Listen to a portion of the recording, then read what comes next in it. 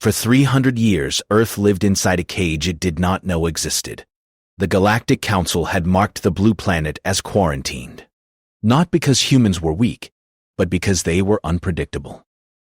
Emotional, too adaptable, too stubborn to fail quietly. On Earth, humans believed they were alone in the universe. That belief ended on an ordinary morning. Across the planet, screens flickered, phones vibrated, satellites froze mid-orbit. Every signal, every channel, every language was interrupted by the same calm, cold voice. This is the Galactic Council. Species designation, human.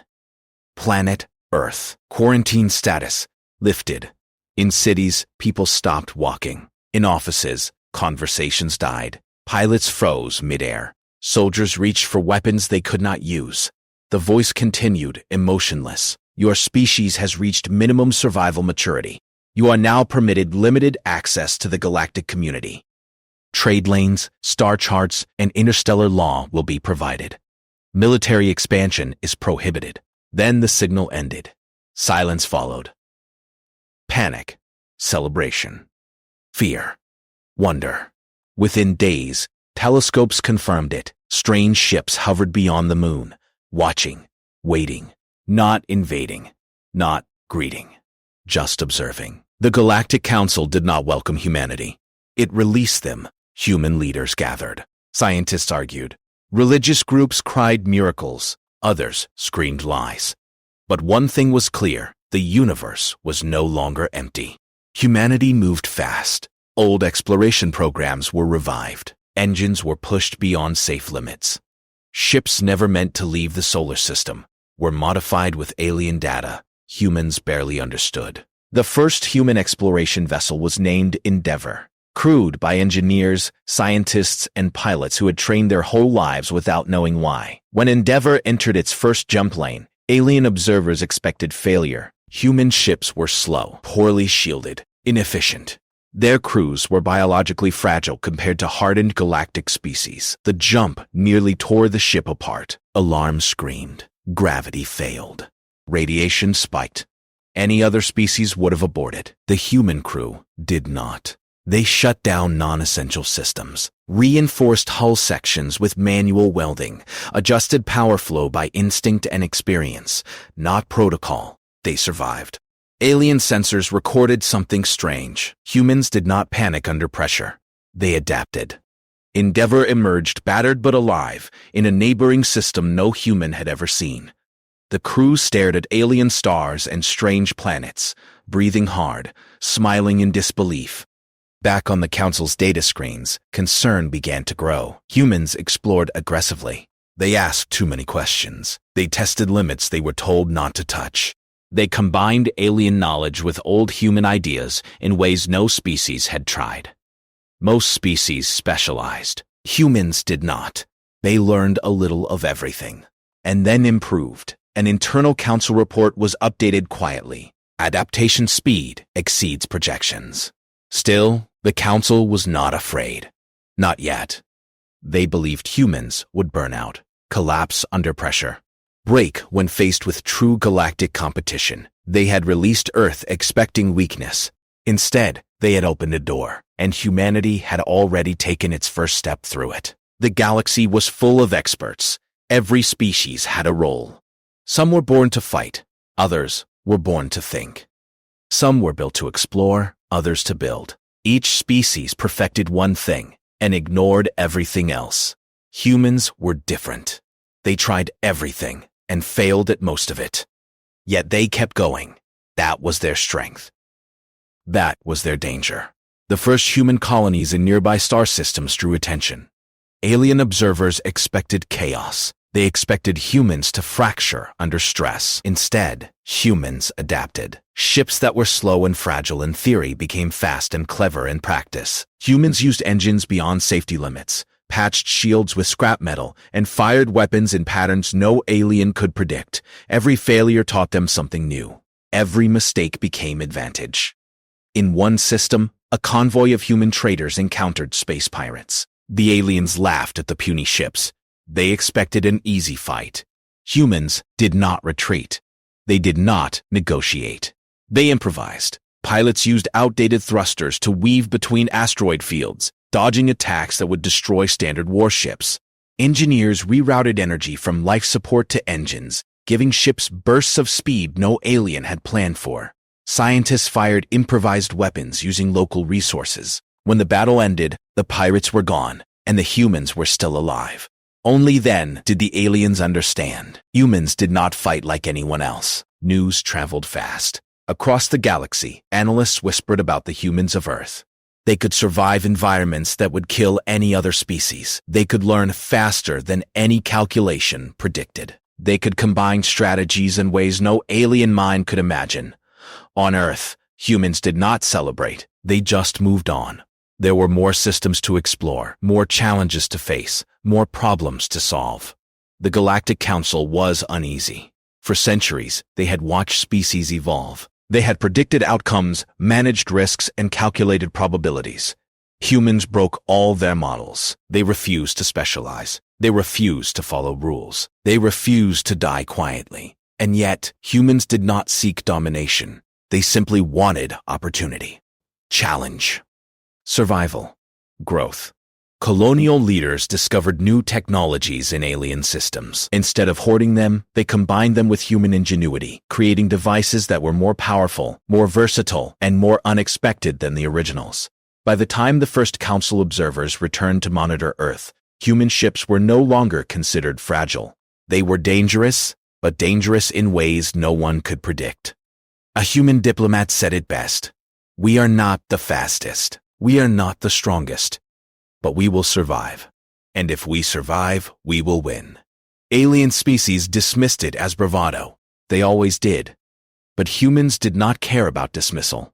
They cared about action. Every failure became knowledge. Every obstacle became a challenge. Every limitation became a puzzle to solve. And the galaxy was only beginning to understand one simple truth. Humans were not meant to specialize. Humans were meant to adapt. And adaptability was a power the galaxy had never seen before. The galaxy had watched humanity quietly for decades. Most species thought humans were clever, adaptable, but limited, weak, manageable. They were wrong. A coalition of powerful alien nations decided it was time to teach humanity a lesson. Trade routes were blocked. Colonies were threatened. Warnings were sent. The aliens assumed humans would bow, negotiate, or break apart under pressure. Humans did not. Instead, they acted as one. Governments, corporations, scientists, and civilians coordinated across systems. Messages traveled faster than alien analysts could track. Plans were made in real time. Supplies moved instantly. Ships repaired themselves mid-flight. Every obstacle became a puzzle to solve, and every puzzle became an advantage. The first skirmish was small, just a blockade of mining stations. Aliens fired warning shots. Humans returned fire with old, patched ships. They had fewer weapons but more courage and more creativity. Humans outsmarted the blockade. They used asteroid fields as shields, gravity wells as traps, and even local weather phenomena on planets to hide their movements. Alien commanders were stunned. They had expected resistance, but not this level of improvisation. Human engineers had taken alien designs and improved them overnight. Shields that were meant for defense became flexible weapons. Engines designed for transport now performed combat maneuvers that no alien pilot could follow. The Council watched in alarm. For the first time, humans were not just surviving. They were winning against stronger forces. A human colony under direct attack sent a single message back. "We are not afraid. You can try again. We will adapt." No alien had ever said that before. In another sector, a small human scouting fleet faced a far superior alien armada. Most species would have surrendered. Humans did not. They split their fleet into unpredictable formations. They used decoy drones, recycled debris, and even gravity slingshots from nearby planets to confuse the enemy. By the end, the alien fleet was forced to retreat. Human losses were minimal. Their tactics were unorthodox, sometimes reckless, but effective.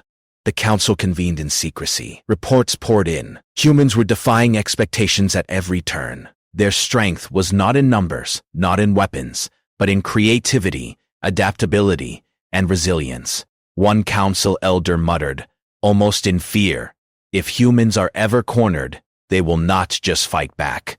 They will rewrite the rules of war.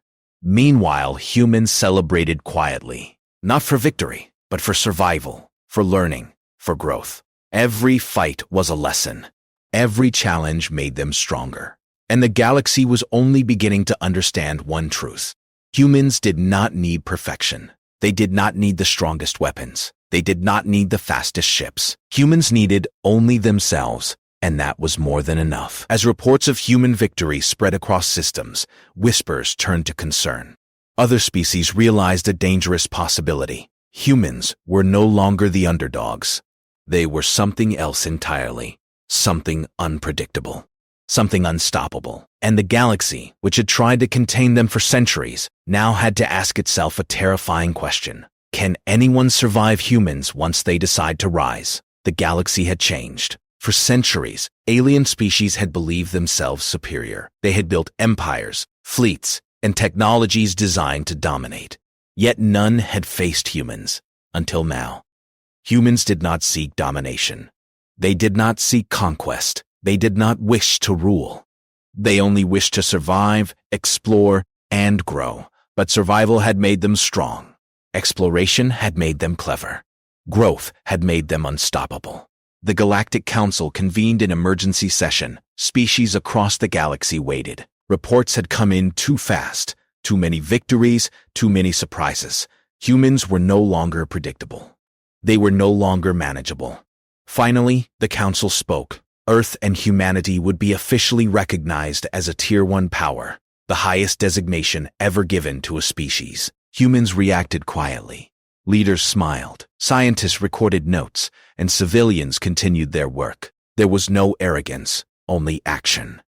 Colonies expanded. Ships explored uncharted systems. Humans solved problems that had baffled the galaxy for centuries. Collapsed star colonies, rogue black holes, and ancient alien ruins. Other species watched in awe. Humans did not have the strongest weapons. They did not have the fastest fleets. But they used what they had better than anyone else. A small human ambassador addressed the council. We do not want to rule. We only want to learn, survive, and grow. But know this, if anyone threatens life itself, we will respond, and we will adapt faster than you can imagine. It was not a threat. It was a statement of fact. Humans began to influence the galaxy, not by force, but by example.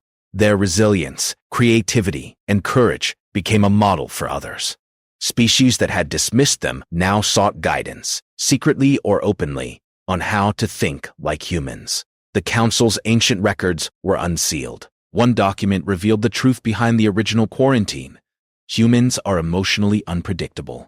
If pushed to extinction, they will not die quietly. Their survival instinct will reshape the galaxy. Containment is impossible. It was not a warning, it was a prophecy. And humans had fulfilled it, not through hatred, not through fear, but through determination, adaptability, and unity. For the first time in history, a species had risen to power without seeking it.